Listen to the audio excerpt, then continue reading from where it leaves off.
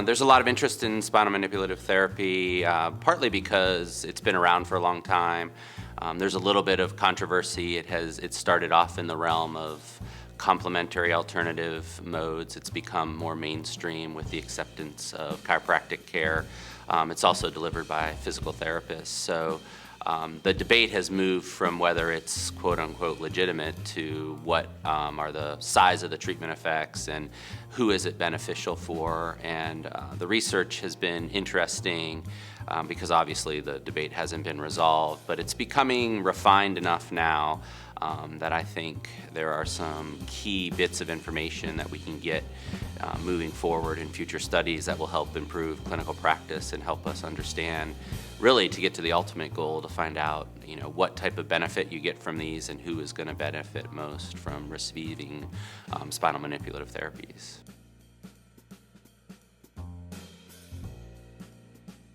One of the things that's really interesting is it is really important to differentiate between nociception and pain, because one of the things that we have found out historically is those two were assumed to be pretty tightly bound, but they're not. So you really have to be aware of what endpoint the study is. And there's a little bit of a paradox with spinal manipulative therapy wherein you see larger effects on nociception. So there's less doubt that spinal manipulation is modulating nociception.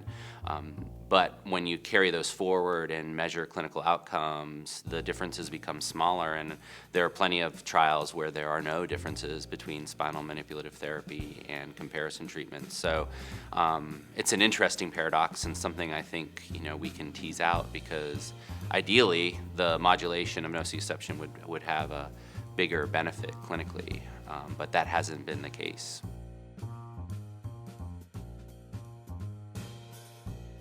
But I think one of the things is we need to consider the type of endpoints that we're using. And previously, I think some of the, especially for pain-specific endpoints, we're missing a movement component. Most of the people, especially with back pain, there is pain while they're moving, and if that endpoint isn't teased out from the more spontaneous or resting pain, which is more commonly measured, that could be an issue. I think another very foundational issue is the dosage. The adequate dosage has not been established. And then another big issue is there is a line of research where some people seem to respond better to it, so they call them responders, and identifying who the responders are, and all of those things coming together, I think we'll get to where we can go and really, get to see who is benefiting, or find out who is benefiting that holy grail precision medicine, personalized medicine, whatever you want to call it, but just making sure that the person who is receiving the treatment is most likely to benefit from it.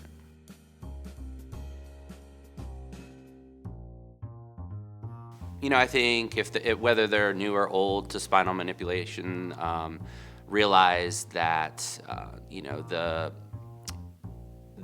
there's going to be some studies that rehash the older findings because people like to do randomized trials, and not that there's anything wrong with randomized trials, but really it's the information that we receive from trials has been received, and to really be willing to look at methodologies that may differ, or randomized trials that look at responder and dose to inform their treatment-making decisions in the future, because it's really easy just to say these therapies have very small effects, but I think as a proponent, that is my bias of spinal manipulative therapy, to look for some of these studies that help tease out who should be receiving it in the future, because I certainly don't think everyone should get, is going to benefit from this. I'm not that strong of a proponent, but I really think focused application and the studies that look at the timing, like when you receive it, it seems to be better. There's some trends if you get it earlier in a pain episode instead of waiting longer. And also looking at how it can augment things like exercise therapy and other more self-management approaches would be really the type of things that I would be looking for in the future.